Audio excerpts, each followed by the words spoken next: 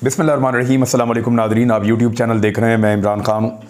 सबसे पहले तो अगर आप वाक़याती हक़ाइक़ का जायज़ा लें तो कभी इमरान खान साहब की गाड़ी में आग लग जाती है, कभी उनका पायलट जो है उसकी तबीयत ख़राब हो जाती है, फिर बाई चांस वहाँ पे शिबली फ़राज साहब मौजूद हैं, वो को पायलट की जगह संभालते हैं क्योंकि वो माजी में कमर्शियल पायलट रह चुके हैं, तो फिर वो जहाज़ उतारने में मदद करते हैं।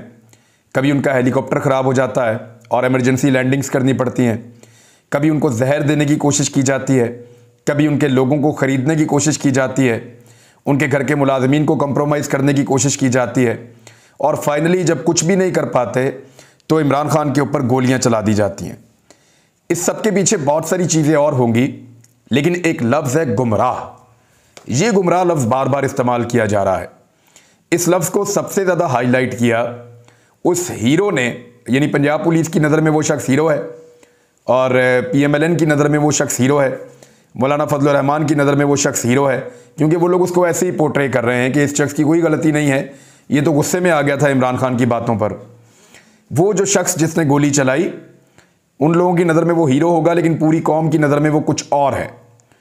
उसने इस लफ्ज़ गुमराह को इस्तेमाल किया कि इमरान खान कौम को गुमराह कर रहा है। अब ज़रा इसको आप रिवर्स करें, वापस जाएं और पीछे जाएं और देखें कि कौन कौन लफ्ज़ गुमराह को इस्तेमाल कर रहा था। ये ज़रा मरियम नवाज के मुंह से आप सुने। बोल के अवाम को गुमराह कर लूंगा। अब ज़रा आप मरियम औरंगजेब के मुंह से सुने, गुमराह करके।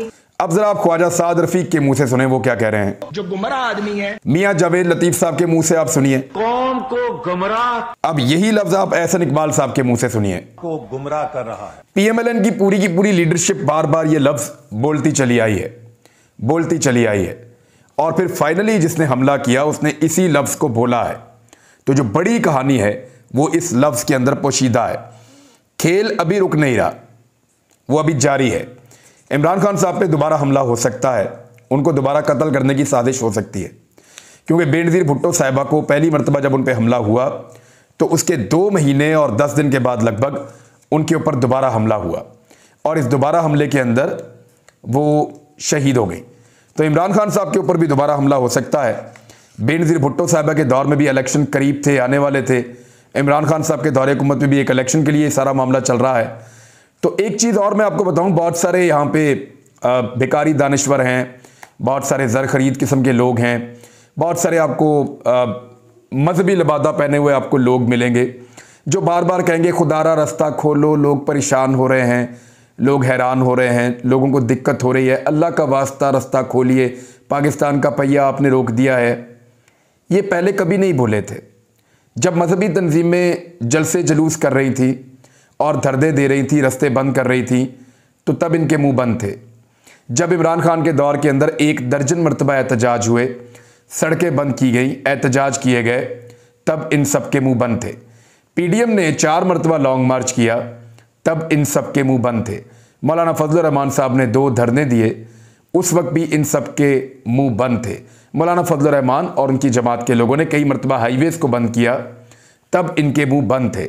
लेकिन क्योंकि अब PDM की सारी जमातें एक तरफ हैं, तो उनका ज़र खरीद मीडिया, उनका ज़र खरीद जो मौलवी या बाकी जो चीज़ें हैं उनके साथ जो जुड़ी हुई हैं, कई लोग नज़रियाती नुक्ता नज़र से भी उनके साथ हैं, सारे ख़रीदे नहीं जा सकते, तो वो सारे लोग इस वक्त ये कहेंगे कि बड़ा नुकसान हो रहा है मुल्क की मईशत का।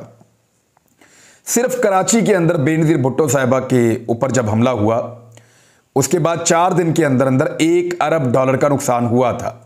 वो टायर नहीं जल रहे थे, वो पूरा शहर जल रहा था, सारी इमलाक जल रही थी, हर चीज़ को नुकसान पहुंचाया जा रहा था। रेलवे का लगभग कोई 12 अरब रुपए का नुकसान हो गया था, और बाकी पूरे पाकिस्तान के अंदर अरबों डॉलर का जो नुकसान हुआ वो अलग था। अब पाकिस्तान तहरीक इंसाफ के लोग सिर्फ टायर जला के रास्ता बंद करें तो उसको समझ जाता है कि मुल्क जल रहा है, और कोई और पॉलिटिकल पार्टी ये करे तो कहा जाता है कि एहतजाज कर रहे हैं। मेरे ख्याल में पाकिस्तानी कौम को इससे ज़्यादा मईशत में, महंगाई में, बैड गवर्नेंस में और उनकी हालत को पतला करने में इससे ज़्यादा किसी हुकूमत ने किरदार अदा नहीं किया। पाकिस्तान की तारीख की सबसे नाकाम हुकूमत और पाकिस्तान की तारीख की सबसे बड़ी कैबिनेट शहबाज शरीफ साहब की है। यानी इन्होंने महंगाई 3 गुना की, बिजली की कीमत 3 गुना बढ़ाई, पेट्रोल की कीमत 80% बढ़ाई, गैस की कीमत दुगनी कर दी। अभी दोबारा बलूचिस्तान और सिंध के अंदर, यानी ये 2 वो सूबे हैं जिनके अंदर शदीद सैलाब आया है। ये वो सूबे हैं जिनको इस सर्दी के अंदर बहुत सारे लोगों को अपना घर मुयस्सर नहीं है।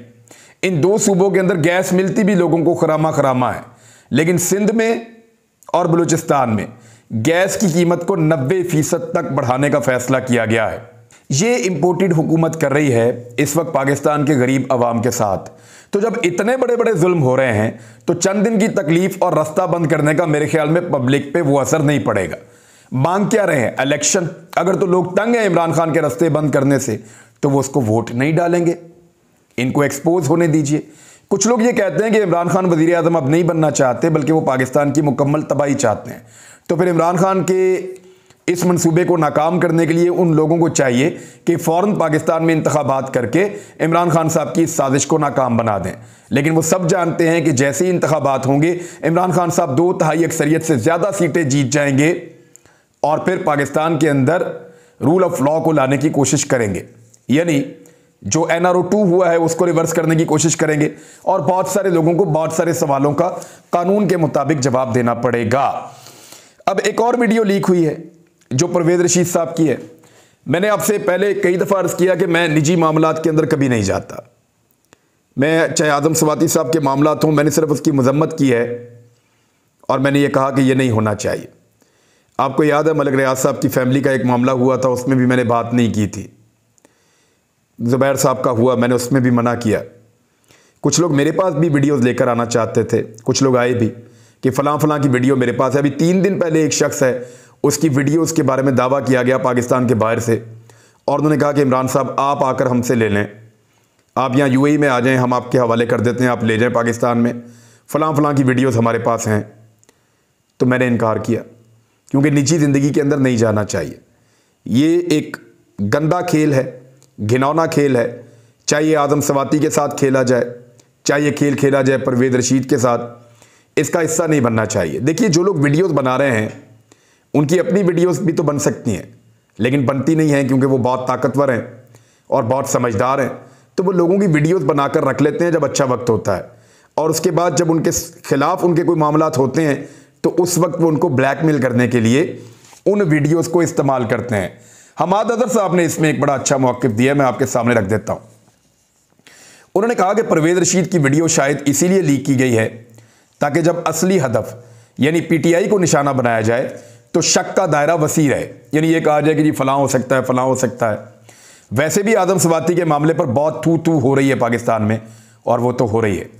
देखिए, आज़म सवाती वाले मामले को अगर सेटल ना किया गया तो मैं ये जानता हूँ कि आज़म सवाती साहब वो लगातार बर्दाश्त करते हुए आगे बढ़ रहे हैं, और इतनी ज़्यादा बर्दाश्त और इतनी ज़्यादा हिम्मत दिखाने वाला शख्स हार नहीं सकता।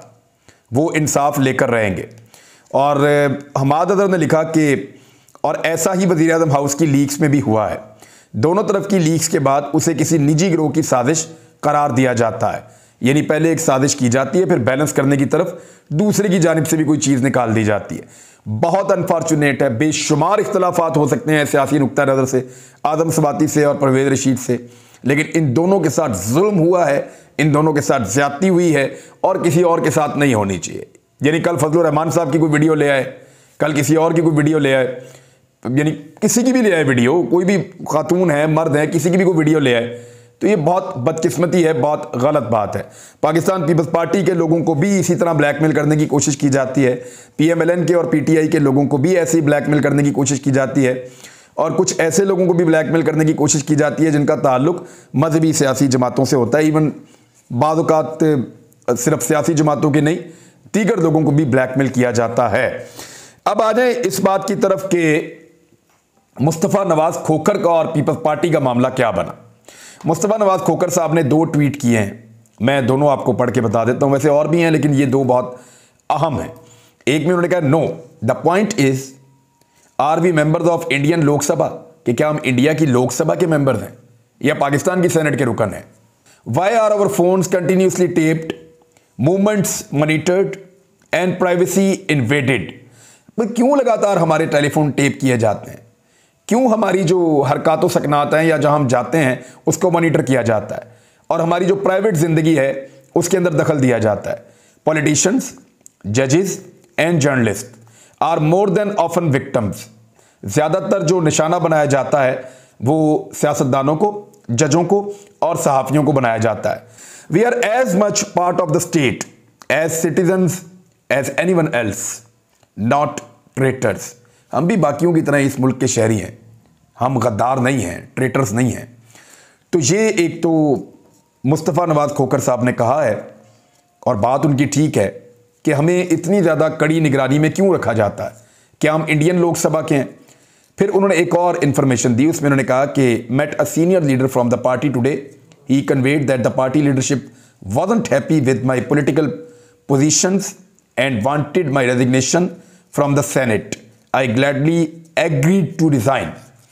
मुस्तफ़ा नवाज़ खोखर कह रहे हैं कि मैं सीनियर लीडरशिप से आज मिला हूँ पार्टी की, और उन्होंने मुझे ये बताया, मर्द हैं कोई जिनको मिले हैं, उन्होंने मुझे बताया कि पार्टी मेरे मौक़िफ़ से खुश नहीं है, मेरी पोजीशन से खुश नहीं है और सेनेट से मेरा इस्तीफ़ा चाहती है।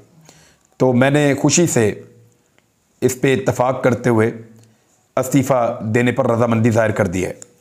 यहाँ पे और बहुत सारे लोग इस बारे में बात कर रहे हैं, लेकिन सैयद ज़ीशान अजीज़ साहब ने लिखा है कि मुस्तफ़ा नवाज़ खोखर कल अपना इस्तीफ़ा दे रहे हैं। पीपल्स पार्टी की क़यादत ने कहा कि अगर हम आपकी सियासी पोजीशन से खुश नहीं हैं, वजह यह है कि उन्होंने आदम स्वाति का साथ दिया और उनके साथ खड़े हुए अरशद शरीफ के घर के बाहर रोते रहे और इमरान खान पर हमले की मजम्मत की। देखिए, तीन चीज़ें तो हुई हैं और बहुत अनफॉर्चुनेट हुई हैं। मुस्तफ़ा नवाज़ खोखर ने बहादुरी दिखाई है और उनकी फैमिली के बारे में मकबूल भी है कि ये लोग दलेर लोग हैं, तो उन्होंने बहादुरी दिखाई है, बुज़दिली उन्होंने शो नहीं की। मुस्तफ़ा नवाज़ खोखर ने बाकायदा आदम स्वाति के साथ खड़े हुए, फिर उन्होंने एक ट्वीट किया कि उनको ISI के एक सीनियर ऑफिसर का फ़ोन आया और उन्होंने मुस्तफ़ा नवाज़ खोखर को कुछ कहा, जिस पे मुस्तफ़ा नवाज़ ने खोखर ने कहा कि जैसे आप अपने ऑफिसर के साथ खड़े हैं इमरान खान के ऊपर हमले वाले मामले में, ऐसे ही मैं भी अपने कुलीग के साथ खड़ा हूँ, और अगर आपने मेरे ऊपर भी कार्रवाई करनी है या FIR देनी है तो आप दे सकते हैं।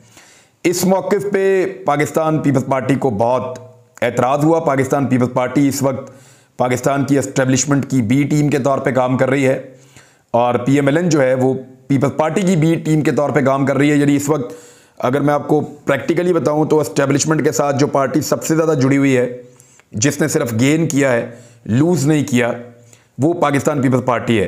एस्टेब्लिशमेंट और पीपल्स पार्टी बिल्कुल ऐसे जुड़े हुए हैं और फिर पीपल्स पार्टी आगे से PMLN को कंट्रोल कर रही है या बाकी जमातों को कंट्रोल कर रही है।